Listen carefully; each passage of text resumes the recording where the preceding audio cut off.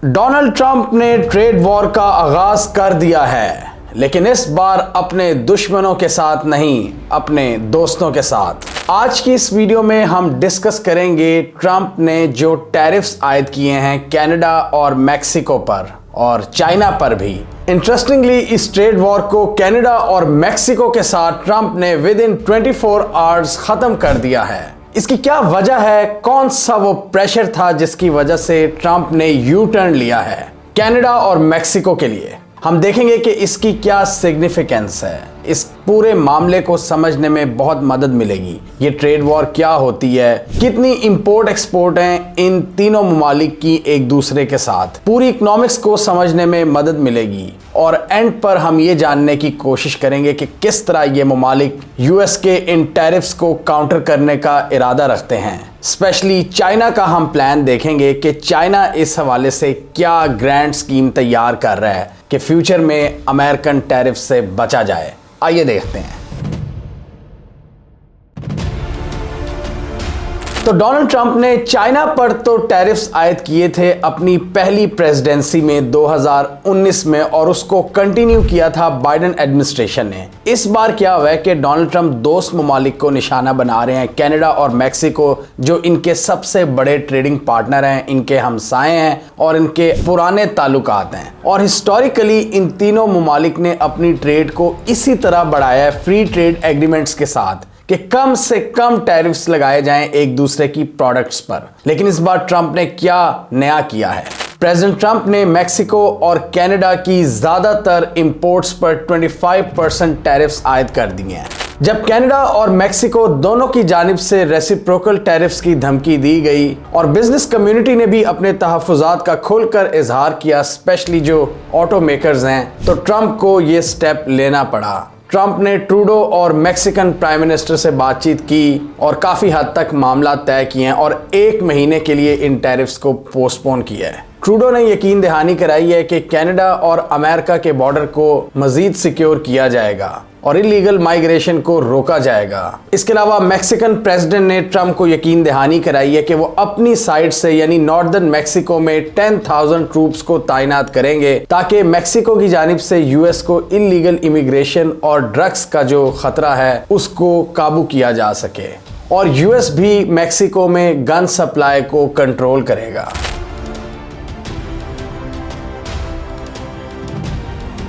%25 tariff का क्या मतलब है कि कनाडा और मैक्सिको से कोई चीज यूएस के अंदर आती थी और उसकी कीमत थी ₹100, वो अब ₹125 की हो जाएगी।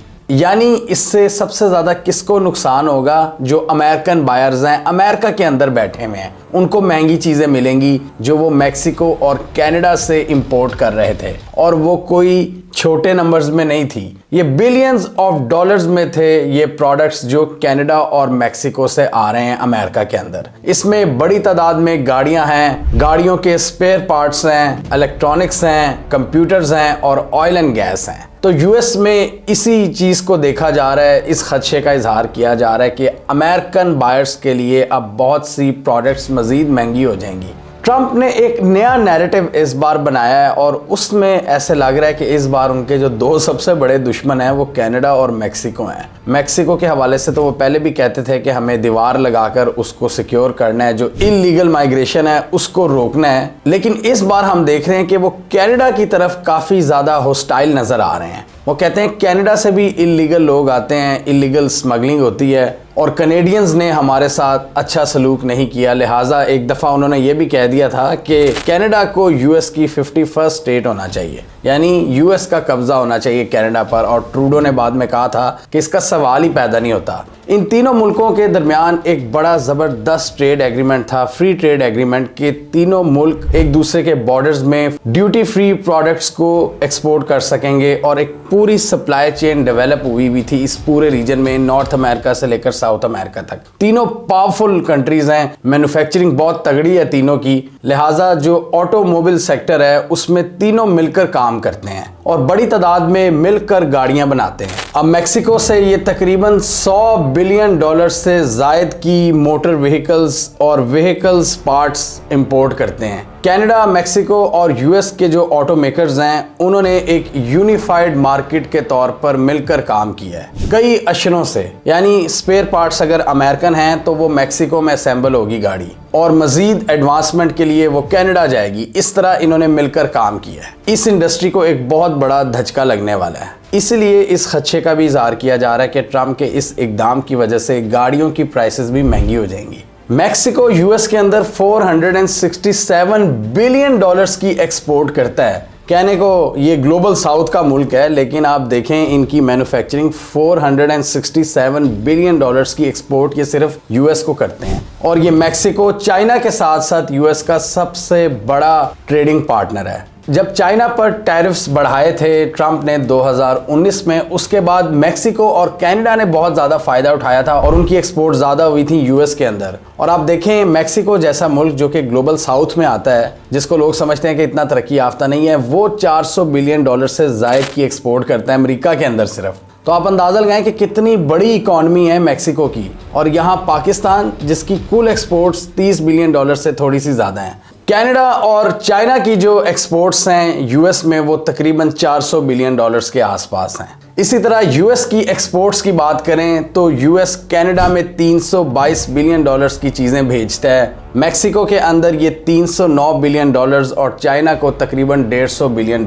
यानी तीनों ममालिक के साथ जब यूएस की ट्रेड होती है तो साफ पता लगता है कि यूएस एक ट्रेड डेफिसिट में आ जाता है। तो ट्रंप को सबसे ज़्यादा गुस्सा इसी चीज़ का है कि हम क्यों ये ट्रेड डेफिसिट बर्दाश्त करें। ट्रेड डेफिसिट क्या होता है कि दो मुल्क जब ट्रेड करते हैं, इंपोर्ट करते हैं, एक्सपोर्ट करते हैं, मतलब पाकिस्तान और चाइना है फॉर एग्जांपल, तो पाकिस्तान जब ज़्यादा चीज़ें इंपोर्ट करता है और कम चीज़ें एक्सपोर्ट करता है चाइना को, तो पाकिस्तान एक ट्रेड डेफिसिट को एक्सपीरियंस करता है। तो अमेरिका की बात करें तो पूरी दुनिया में सबसे बड़ा ट्रेड डेफिसिट अमेरिका बर्दाश्त करता है। अमेरिका $3.1 ट्रिलियन की चीज़ें इंपोर्ट करता है अपने मुल्क में और $2.1 ट्रिलियन एक्सपोर्ट करता है। डोनाल्ड ट्रंप और उनके हामियों का ये कहना है कि हम ही क्यों इतना बड़ा खसारा बर्दाश्त करें, अब हमें टैरिफ आयद करने होंगे ताकि ये चीज़ें हमारे बॉर्डर्स में ना आएँ, यानी हर्डल्स फेस करें जब महंगी होंगी। ट्रंप का ये नारा है और उनका ये नैरेटिव है कि मेक अमेरिका ग्रेट अगेन, यानी हमने अमेरिका को मजबूत करना है, अमेरिका की जो मैन्युफैक्चरिंग है उसको वापस अपने कदमों पर खड़ा करना है। ट्रंप ये समझते हैं कि इस तरह के टैरिफ्स आयद करके हमारे मुल्क की जो इंडस्ट्री है, जो मैन्युफैक्चरर्स हैं, वो तगड़े होंगे, क्योंकि जो चीज़ें हम बाहर से मंगाते हैं वो हम अपने मुल्कों में क्यों ना बनाएं। वो कहते हैं कि चाइना, कनाडा और मेक्सिको हमारी इकॉनमी को चाट चुके हैं, लिहाजा हमारे अब मैन्युफैक्चरर्स का टाइम है कि हम चीज़ें बनाएं और दुनिया को एक्सपोर्ट करें। The higher the tariff, the more likely it is that the company will come into the United States and build a factory in the United States, so it doesn't have to pay the tariff. That will take many, No, as you know, that will take no. many years. In fact, Trump के इस plan में मसला ये है कि अगर वो अपने मैन्युफैक्चरर्स को स्ट्रॉन्ग करना चाहते हैं तो उन्होंने भी तो चीज़ें बाहर भेजनी है ना। तो आप जिन मुल्कों पर टैरिफ बढ़ाओगे वो बदले में आप पर टैरिफ बढ़ाएंगे, तो इस तरह पूरा इकोसिस्टम है वो ख़राब होने का खदशा है। और इसमें जो इकोनॉमिस्ट हैं वो इसी खदशे का इजहार कर रहे हैं कि इसकी वजह से इन्फ्लेशन में मज़ीद इजाफा होगा, प्राइसेस मज़ीद बढ़ेंगी। जो मैंने आपको कनाडा, मेक्सिको और यूएस की एग्जांपल बताई है कि मिलकर ये जो गाड़ियां बनाते हैं उनकी प्राइसेस महंगी हो जाएंगी। अब यहाँ पर ट्रंप को ये गुस्सा है कि जी हमारा ट्रेड इम्बैलेंस बहुत ज़्यादा होता है, मतलब हम खसारे में रहते हैं। इसकी एक और भी एग्जांपल है, पाकिस्तान जब ट्रेड करता है, हालांकि पाकिस्तान की टोटल एक्सपोर्ट $30 बिलियन से थोड़ी सी ज़्यादा है, यानी कि बुरा हाल है हमारी एक्सपोर्ट का। फिर भी यूएस हमें भी एडवांटेज देता है कि ट्रेड करते हुए आप ज़्यादा एक्सपोर्ट करो, हम कम एक्सपोर्ट करेंगे। पाकिस्तान और यूएस की ट्रेड है तकरीबन $10 बिलियन और हम $7 बिलियन के करीब चीज़ें सेंड करते हैं अमेरिका को, और अमेरिका सिर्फ $3 बिलियन के करीब चीज़ें भेजता है पाकिस्तान में, यानी अमेरिका पाकिस्तान के साथ भी खसारे में है तिजारत में। तो यहाँ से अंदाज़ा लगाएं, अमेरिका ने पूरी दुनिया को ये एक लेवरेज दिया हुआ है कि ठीक है भाई, आप ज़्यादा हमारे मुल्क में एक्सपोर्ट्स भेजो अपनी, हम कम भेजेंगे। उसके बदले अमेरिका और बहुत से स्ट्रेटेजिक ऑब्जेक्टिव्स हासिल करने की कोशिश करता है, स्ट्रेटेजिक, मिलिटरीली और डिफेंस ऑब्जेक्टिव्स। इस इकोनॉमिक पेन के बदले। लेकिन ट्रम्प साहब कहते हैं कि मैं इकॉनमी का बंदा हूँ, मैं ट्रेड का बंदा हूँ, मैंने इस चीज़ को सेट करना है। और वो कहते हैं कि टैरिफ मेरे लिए सबसे खूबसूरत वर्ड है। I always say tariffs is the most beautiful word to me in the dictionary. Then I was reprimanded by the fake news. They said, what about love, religion, and God? I said, I agree. Let's put God number one. Let's put religion number two. Love, I don't know. We got to put that number three, I guess, right? And then it's tariff. Because tariffs are going to make us rich as hell. It's going to bring our country's businesses back that left us.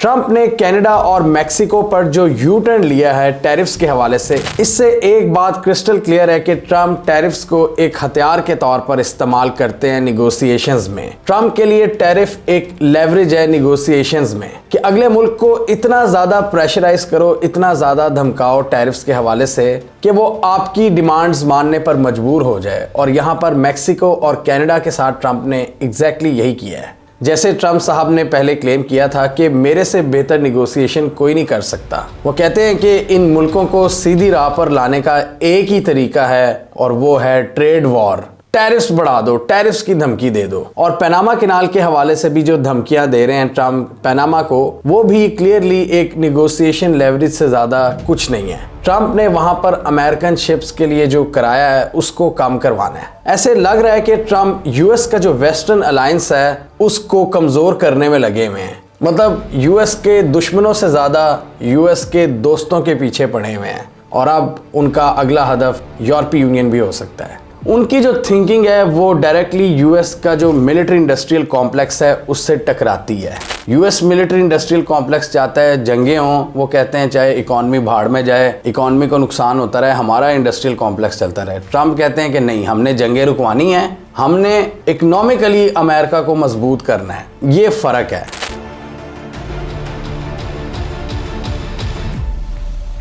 China ने भी बड़ा strongly इसको react किया है। China ने कहा है कि हम आलमी अदालत जाएंगे, जो वर्ल्ड ट्रेड ऑर्गेनाइजेशन है उसके रूल्स की खिलाफ वर्जी है, हम वहां पर जाएंगे और वहां पर अपना मुकदमा लड़ेंगे। चाइना वो मुल्क है जो इस हवाले से फ्यूचर प्लानिंग कर रहा है और वो इसको इतना हल्का नहीं ले रहे। मतलब उनका जो रिएक्शन है वो नी जर्क रिएक्शन नहीं होगा जिस तरह मैक्सिको या कनाडा का आप देखेंगे कि जी अमेरिका ने लगाए टैरिफ्स हम भी लगाएंगे। चाइना की अप्रोच डिफरेंट है और चाइना इसको किस तरह काउंटर कर रहा है इसको समझना बड़ा ज़रूरी है। और ये बड़ी इंटरेस्टिंग एक चीज़ है। जो हमारे व्यूअर्स हैं जिनको इकोनॉमिक्स में इंटरेस्ट है और किस तरह बायलैटरल ट्रेड होती है, उसमें चाइना की इस अप्रोच को समझना बड़ा ही ज़रूरी है। और मेरे हिसाब से बहुत ही एक इंटरेस्टिंग चीज़ है चाइना की इस स्ट्रेटजी को समझना। इसको हमने इस पॉडकास्ट में भी डिस्कस किया था मुस्तफ़ा के साथ और उन्होंने चाइना की ये स्ट्रेटजी बताई थी जो कि अब BBC वगैरह भी कवर कर रहे हैं। चाइना की स्ट्रेटजी क्या है यूएस टैरिफ्स को काउंटर करने के लिए? चाइना की स्ट्रेटजी ये है कि अपने मुल्क से मैन्युफैक्चरिंग को डिस्ट्रीब्यूट कर दो दूसरे ममालिक में। President Trump's tariffs have not stopped China's rise. Beijing has simply gone elsewhere to do business. अब चाइना के ईस्ट एशियन ममालिक के साथ गहरे इकनॉमिक रवाबित हैं। आसियान ममालिक जिसमें कंबोडिया, थाईलैंड, मलेशिया, सिंगापुर और वियतनाम शामिल हैं। चाइना अब इन ममालिक में इन्वेस्ट कर रहा है कि यहाँ पर मैन्युफैक्चरिंग की जाए और इन सब ममालिक के किसी ना किसी हद तक अमेरिका से भी अच्छे ताल्लुकात हैं। तो जब इन ममालिक में चाइनीज़ प्रोडक्ट्स बनेंगी वो जब अमेरिका में जाएंगी तो उन पर उस तरह के ट्रेड बैरियर्स नहीं होंगे जो डायरेक्टली चीज़ चाइना से अमेरिका में जाती है। मतलब चाइना में अगर 100 रुपए की चीज़ बनेगी वो अमेरिका में महंगी बिकेगी 150 या 200 की टैरिफ्स की वजह से। लेकिन वही चीज़ जो कंबोडिया या थाईलैंड में बनेगी उस पर उस तरह के टैरिफ्स नहीं होंगे क्योंकि अमेरिका ने अभी उन इकोनॉमीज पर टैरिफ्स आयद नहीं किए। चाइनीज़ कंपनीज बाहर जाना चाह रही हैं चाइना से अब, क्योंकि चाइनीज़ इकोनॉमी इतनी उस लेवल पे नहीं है, वो उतना प्रॉफिट नहीं बना पा रहे चाइना के अंदर क्योंकि उनकी इकोनॉमी स्लो डाउन कर गई है। नंबर 1 क्योंकि इकोनॉमी स्लो डाउन कर गई तो वो बाहर जाके कारोबार करना चाहते हैं। दूसरा ट्रेड वॉर जो यूएस ने लॉन्च किया हुआ है, उसके ट्रेड वॉर जो टैरिफ्स हैं उन्हें मार्केट एक्सेस ख़त्म हो गया ना चाइना से मिलना, तो वो उन्हीं फैक्ट्रीज से जहाँ नए ममालिक से कर रहे हैं एक्सपोर्ट वो उन्हीं मार्केट्स को और ममालिक से एक्सपोर्ट करना चाहते हैं। Yes. क्योंकि जैसे वियतनाम से जाएगा तो वो ट्रेड टैरिफ बैरियर नहीं लगेगा, वो नहीं लगेगा अगर चाइना में मैन्युफैक्चर होगा। तो ये BRI के अलावा ये बहुत बड़ी अपॉर्चुनिटी, क्योंकि मैं अभी कल रात को आया हूँ चाइना से, जैसे आपको पता है Chinese companies are now moving abroad. तो ये कितनी ये उनकी बड़ी policy। कितनी बड़ी अपॉर्चुनिटी है हमारे लिए। ये आपके लिए बहुत बड़ी अपॉर्चुनिटी, इतनी बड़ी अपॉर्चुनिटी कि आप सोच नहीं सकते, क्योंकि वो अपनी सारी फैक्ट्री रीलोकेट करें जस्ट बिकॉज ऑफ बिजनेस। लेकिन ट्रम्प का प्लान है उन पर भी अटैक करने का। ट्रम्प ने जिस तरह इशारा दिया कि हमारा अगला हदफ होगा यूरोप, वो समझते हैं कि यूरोप ने भी इनको बड़ा अनफेयरली ट्रीट किया है when it comes to trade और बायलैटरल जितने भी इनके ताल्लुकात हैं। वो कहते हैं कि यूरोप ने बड़े मजे उठाए हैं हमसे, अब हम उन पर अटैक करेंगे, हम उन पर टैरिफ आयद करेंगे, हम उनकी इतनी चीज़ें लेते हैं वो क्यों नहीं लेते। वहाँ भी ट्रम्प को यही मसला है कि ट्रेड डेफिसिट इतना ज़्यादा क्यों है, अमेरिका ही क्यों बर्दाश्त करे वो ट्रेड डेफिसिट। तो चाइना की स्ट्रेटजी यही है कि इन मुल्कों में इन्वेस्ट करो, फैक्ट्रियां लगाओ, मैन्युफैक्चरिंग कैपेबिलिटीज़ बढ़ाओ इन कंट्रीज़ की। अब CPEC के तहत पाकिस्तान का भी यही प्लान था कि स्पेशल इकोनॉमिक जोन्स में हमने एग्जैक्टली वही काम करना था जो कंबोडिया, थाईलैंड, मलेशिया वगैरह कर रहे हैं, वियतनाम वगैरह कर रहे हैं। हमने वहाँ पर फैक्ट्रीज़ लगानी थी, मैन्युफैक्चरिंग यूनिट्स लगाने थे और चाइना की मदद से अपनी मैन्युफैक्चरिंग को बढ़ाना था। उससे क्या होना था कि पाकिस्तानी लेबल लगना था उन प्रोडक्ट्स पर, पाकिस्तानी लोगों को जॉब्स मिलनी थी, हमारे लोगों का जो स्किल सेट है वो इम्प्रूव हो सकता था। लेकिन हमारी पॉलिसीज़ की वजह से वो आज तक एग्जीक्यूट नहीं हो सका। चाइनीज़ वर्कर्स पर अटैक होते रहे, जो इतने डिफ़िकल्ट सिचुएशन में चाइना आपके मुल्क में एक वाहिद बड़ा इन्वेस्टर रह गया है, हम उनको भी तंग करते हैं, उन पर अटैक्स वगैरह होते हैं। तो जो ओरिजिनल प्लान था कि जी स्पेशल इकोनॉमिक जोन्स बनने हैं, वहाँ पर फैक्ट्रीज लगेंगी और वहाँ से हमारी एक्सपोर्ट बढ़ेंगी पूरी दुनिया को, और जो CPEC के तहत ट्रेड कॉरिडोर्स बन रहे थे, सेंट्रल एशिया से कनेक्टिविटी बढ़ जानी थी, मिडिल ईस्ट, अफ्रीका या आसपास का जो रीजन है। लेकिन हम ऐसा नहीं कर सके। उसको कैपिटलाइज कौन कर रहा है? Factories along the whole supply chain are relocating. As a result, lots of Chinese companies are investing in Cambodia and Southeast Asia. This factory is hiring hundreds more workers as profits soar. Successes like this one increase China's footprint across Southeast Asia. उसको capitalise ये south Asian countries कर रहे हैं, ASEAN ममालिक कर रहे हैं। उन्होंने अपने स्किल सेट को बढ़ाया, उन्होंने अपनी लेबर को इम्प्रूव किया है, उन्होंने लोगों को फैक्ट्रीज में जॉब देने के काबिल बनाया है और पूरा इकोसिस्टम वो क्रिएट कर रहे हैं चाइना की मदद से। और अब इन ममालिक में बड़ी तादाद में चाइनीज़ कंपनीज काम कर रही हैं और इसकी एक रीज़न ये भी है कि चाइना के अपने अंदर जो मैन्युफैक्चरिंग है वो बहुत ज़्यादा हो चुकी है, जिसकी वजह से इकॉनमी स्लो डाउन का शिकार हो रही है। मतलब जितनी उनकी कैपेसिटी है उतने ऑर्डर्स नहीं आ रहे, क्योंकि अमेरिका की तरफ से भी ट्रेड बैरियर्स वगैरह लग रहे हैं, तो उस पूरी सप्लाई चेन को वो डिस्ट्रीब्यूट कर रहे हैं। कितनी इंटरेस्टिंग चीज़ है जिससे फ़ायदा चाइना के दोस्त ममालिक उठा रहे हैं। और सबसे पक्का दोस्त जो इधर बैठा हुआ है पाकिस्तान, हिमालय से ऊंची, बहिरे अरब से गहरी दोस्ती जो कहा जाता है, शहद से मीठी पाकिस्तान और चाइना की दोस्ती, ये सिर्फ नारों की हद तक ही क्यों है? इसको हम प्रैक्टिकल टर्म्स में क्यों नहीं एग्जीक्यूट करते? हम क्यों नहीं इस दोस्ती का फ़ायदा उठाते? चाइना इन्वेस्टमेंट कर रहा है, चाइना ने सिर्फ आपके नारों को नहीं देखना, उसने ये भी देखना है कि इस मुल्क में इकोसिस्टम मौजूद है कि नहीं। सबसे पहले सिक्योरिटी सिचुएशन होती है, उसके बाद बिजनेस एनवायरनमेंट होता है और बाद में फिर गवर्नमेंट पॉलिसीज़ होती हैं, अच्छी पॉलिसीज़। तो जब तक हम अपने मुल्क में एक इकोसिस्टम क्रिएट नहीं करेंगे तब तक कोई भी मुल्क यहाँ पर इन्वेस्टमेंट नहीं करेगा। सबसे बड़ा इंडिकेटर किसी भी बाहर के इन्वेस्टर के लिए ये होता है कि इस मुल्क के अपने लोग कैसे बिजनेस कर रहे हैं। आप ऐसा नहीं कर सकते कि अपने मुल्क के लोगों को दबा कर रखें, उनको लूटते जाएं और दूसरे इन्वेस्टर्स को बार बार लालच दें कि आओ जी, बाहर के लोगों को कहें आओ आप इन्वेस्ट करो। आपने कम्पीट करना होगा, आप सेंस ऑफ एंटाइटलमेंट पे नहीं आ सकते जी। ओ जी हम हाथ मार रहे जी, CPEC जी तेज़ क्यों नहीं हो रहा जी? अच्छा जी, नहीं जी तेज़ होना चाहिए जी, ये देखें क्यों?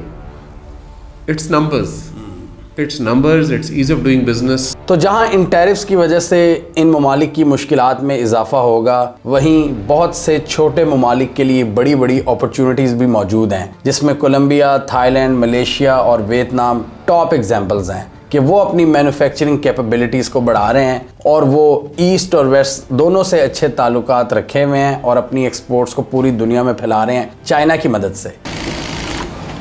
These clothes are heading to US firms like Walmart and Costco. The factory and its workers are in Cambodia, but most of the materials still come from China. China दुनिया का सबसे बड़ा ट्रेडिंग पार्टनर है और उनकी जो exports हैं वो 3.5 ट्रिलियन डॉलर से भी ज़्यादा बढ़ चुकी हैं। इतने बड़े नंबर्स में एक्सपोर्ट्स जो कि यूएस से 1.5 ट्रिलियन ज़्यादा है। यूएस 2.2 ट्रिलियन डॉलर्स की एक्सपोर्ट्स करता है और चाइना 3.5 ट्रिलियन डॉलर से भी ज़्यादा, और अमेरिका 3.1 ट्रिलियन डॉलर्स की इंपोर्ट करता है, यानी अमेरिका खसारे में है जबकि चाइना ट्रेड सरप्लस में है। जब पूरी दुनिया से वो ट्रेड करता है, चाइना का ये तरीका है, वो ज़्यादा एक्सपोर्ट करते हैं क्योंकि उनके मुल्क में, जैसे मैंने पहले बात की, कि मैन्युफैक्चरिंग ही इतनी ज़्यादा है कि वो ट्रेड सरप्लस में ही रहते हैं, और अब तो वो इतनी ओवरफ्लो हो चुकी है कि वो दूसरे ममालिक में फैल रहे हैं।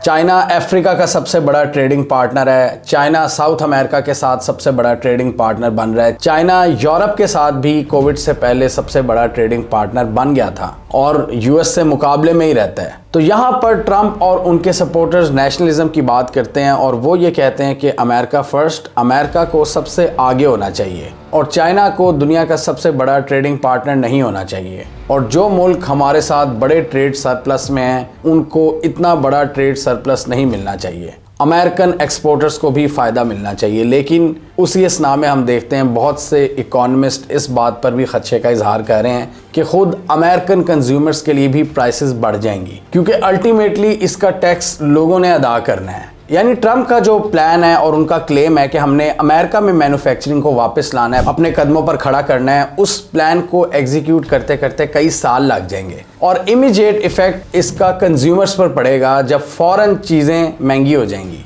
तो इस फिनोमेना को हमने देखना है कि ट्रंप किस तरह मैनेज करते हैं। ट्रंप खुद ये समझते हैं कि इससे लोगों पर दबाव आएगा और ट्रंप ने इसको एक्नॉलेज भी किया है, लेकिन वो ये कहते हैं कि हम आहिस्ता आहिस्ता अमेरिका की मैन्युफैक्चरिंग को बढ़ा लेंगे और एक दिन आएगा कि हमारी एक्सपोर्ट्स बढ़ जाएंगी पूरी दुनिया को। जो हम इतने बड़े ट्रेड इम्बैलेंस का सामना कर रहे हैं, हम उस पर काबू पा लेंगे चाइना, मैक्सिको और कनाडा के साथ। हमें कमेंट सेक्शन में बताइए, आपके ख्याल में ट्रंप अपने इस प्लान में कामयाब हो जाएंगे? क्या अमेरिका ट्रेड सरप्लस हासिल करने में कामयाब हो जाएगा?